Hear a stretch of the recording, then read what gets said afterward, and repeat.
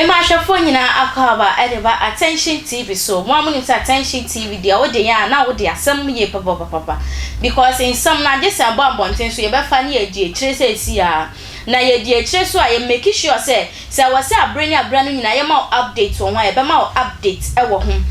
na abusiafo enen sem be gitene ne e de afa ye social media platforms yi so ya papa bi a wa ba bonti a o ka say onu no ye Agyakoo real father na bra papa yi ba bonti so be ka say onu no ye Agyakoo real father na say ohwehwe ne ba no because ne condition e wo mu no enye se ne be ya ne ba no obetumi na kasa na ne ba no etumi aboa no na bra nsem yi beto monten so no ya de Ghana for dodo na e de oma no atutu sensem yi mu bi ebi mu kasa ya mpa Agyakoo papa because ose no ebi mu so kasa papa fo ya mu ba mu hwe mu yi de se ya mu se mu ma na nya baby e de agina na maba monte so ba be kasa bebre e de afa ho na nam so ma yanka se ya papa eye oboy siki e de na no betu sansam yi mu bi ama o ka se eye Agyakoo ni papa Agyakoo wo sie ni papa dadada because papa we onam wo onya ni papa papa ni nja nsem hunu na odi no afei so no sei pa de ya de yanka sa ya papa eye Kumchacha Prophet him-Kumchacha ababonte so edna no abetu nsem yibu ka say ya de yanka sa ya papa ya wa babonte so o ka say ono ne ba ni Agyakoo o ye irresponsible man owo ba na se wan hwe na me expect say o ba no onyini dru baby a ono so ba be show because sa papa we ni sem o ken nyina papa bi anu wo ye responsible at your age hwe baby Agyakoo enhini edru Agyakoo ajiyi ayeji no o ba be catch Agyakoo say Agyakoo ya oba papa we pa yankwa ni hwe video na bra yankasa ye papa Prophet him-Kumchacha ebobo na adwo ho e de atwere e alleged father of Agyakoo awon fe di woman say da bia ya no so him-Kumchacha me kan bibi say banchia okay unya wo ho a ya na wugidie wo mu sa wo de ye aduane ye be ye yi no say banchi no e na ye fail disappoint by banchia ya gidie ni mo no e na wonya wo ho a eboa wo adenti na me kasa won say Bible say eboa wodansifo apo no e na be ye edan ni twiase yetibo Bible mo no onwo a ye reject won bebre wo Bible mo no onkura na yie mo ya hwe David ya na woda wuram a woda sere so fulani ni a wo hwe na ntwie so ba edu ba bi no nyame ma David ebedi hene kase ya hwe Joseph of amani bebre mu woni ni yane na busuafo nsem obeye prime minister ya hwe Mephibosheth baby anoda eye Lodiba ofre Lodiba eba Jerusalem ni esof him-Kumchacha mekensi so na se ya na ejafo ni bebre ya bro eye wicked eye notorious eye stubborn okay officer mebu atopanwi mebu awie no me de wa be wi ase wo be yi aye wonye yi emfa me ho me hwewo na wo bu atopa no akoda ne be wi ase no eye responsibility so be akoda no eye wo agya agya ne de wo hwefie atutu fie yi wadi agya ne bebre owa wa sase na officer nkosi ba bia ya ntue school fees ya ma wo ma me good pan entity ya nhwe wo ma me ana ya maniska so on fan shawo okay wo be di edi wo be da on na jai wo be sha tade emfa ne ho osole ya wko ba se do ba bi na wurade ye wadoma na bia wo nenam bola so fa cheme na wo be peja e be ye star na ba jidin na be nyiska be ye ya na be nwa kokora bi sabe na panta ye buogum na kokora na be gina wo ye me ba wo ye me dehye kan bueno you totally bad dash papa na me se wase a enti ma eja enyini ntum se ne papa na dabi o tamana na wo chele no tamana akwada no de obedi ye modin na de obehye modin no wampie amaye we eja adwuma amaye eja asade sabio ye mamenya Michael Michael the obobo no ebre bi ebi to no saa ne papa pie be kekensen bebri sa ya misa se ne Mike Esen na wonu obi oye star agwagidin ana otese sebe atayia ka ne papa be pie me bisa me dasen Kwame Eugene na wonye star anyame opedia na hira na ana Kwame Eugene etese atayia ka ne papa be pie makra Agyakoo wonye star ana wagidi na Awurade hira na ka ne papa be pie Agyafo bebre ye nipa bonefo a aye agya bone a owne nam wa owon hwema but wo ye dia ne wa pie me dia mekan say won Bible say yemfa bone nche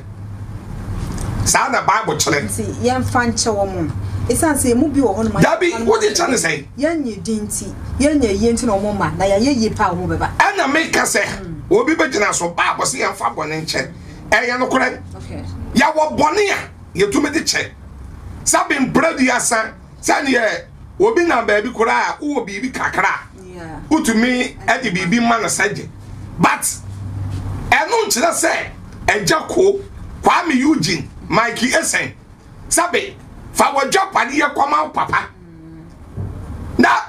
kosi dan ade ya untumi na wo forso se obeye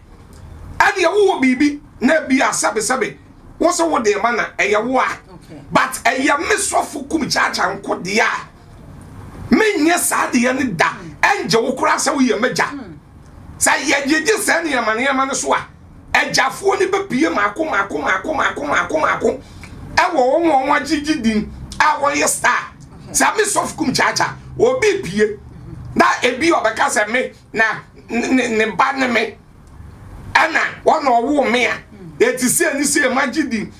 Mimiawo. Okay. Papa enso de umia. Bible kro ya so kasa se de waja ne wona ani. Na wonkwan den aware wasase so.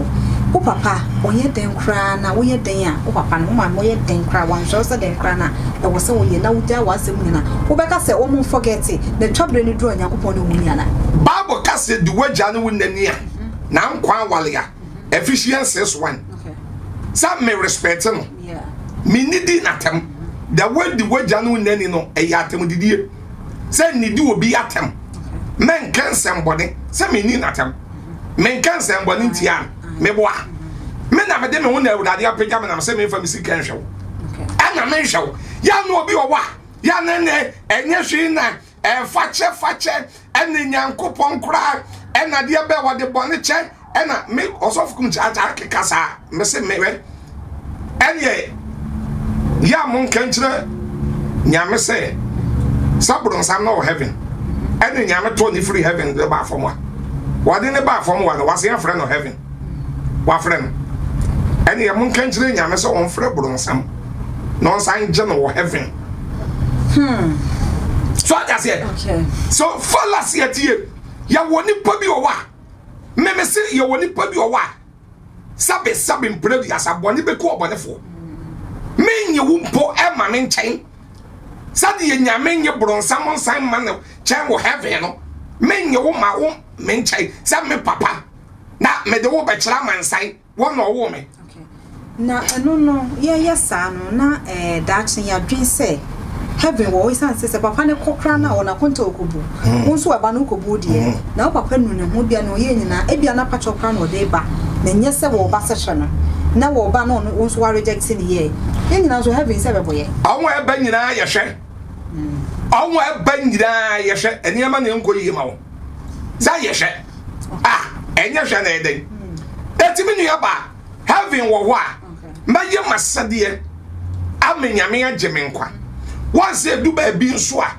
na ye de sesa we ye si ye twa to wo no mo a da bia Agyafo ni bi ebe ye Agyabone wo bra wo nhwe wo ma but nkoda ni nyindi a na Ghana fo apie enye hwe ena Kristosom ena Bible nti ena nyame ena mo fanche Bible say e do nyonko sa wo ho Bible say ena wotanfo e de ba ena komudi ensem honya okay ye twa sesa no to wa ebeka ema bro sa ema ejafo ni bitumi bu onsisimu sa akokono na wa wo ba be wiase yeah na wo dwane eja maame no ene akoda no na maame na ntuma simbo akoda yi mu na ne na ba akosha north south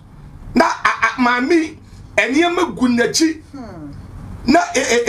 esini na pompam na wo ton na wo bia na awra ho oya wo de ba hwe se agya ne de se scan fasi dan mi no sanka wo maame ho wo de se scan be hwe wo papa de atoka se agya wan hwe aden wo say agya wan hwe no wo de se scan be ma no ana be bibia ma no fa ye bibi ma wo maame fa ye bibi ma wo maame wo si dan ba kwa ma wo maame kura se scan na wo be san wo papa ne beba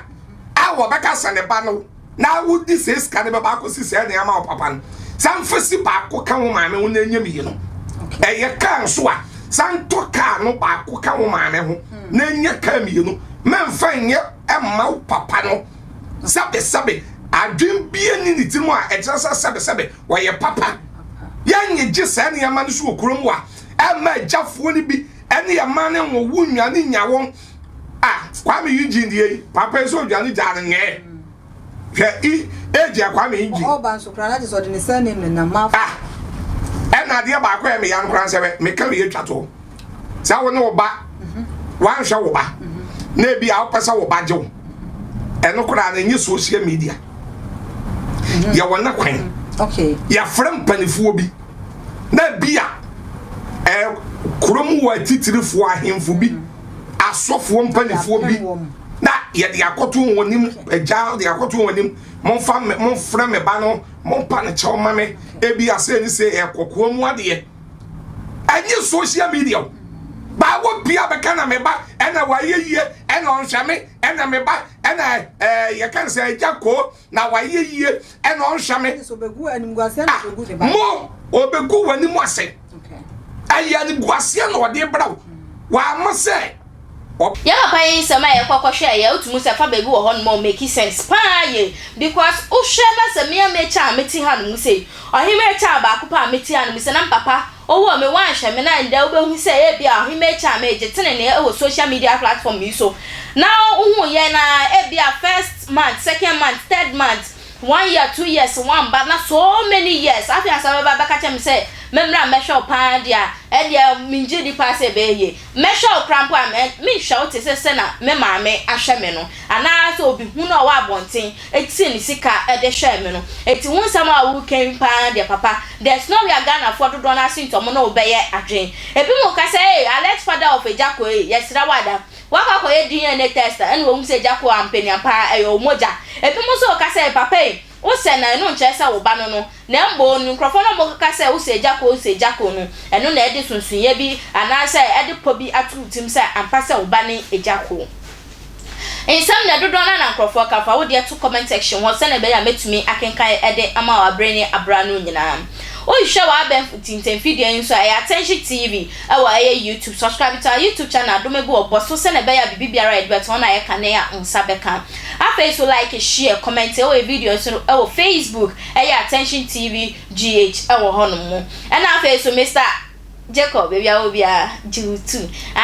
Reverend Richmond baby a so obia Jiwutu e na Queen University michiao e na afa so mi anga sa me papa papa wani mu echo bia ni wate osu Jiwutu o hia ma bonti abomisamra ne frem him-Kumchacha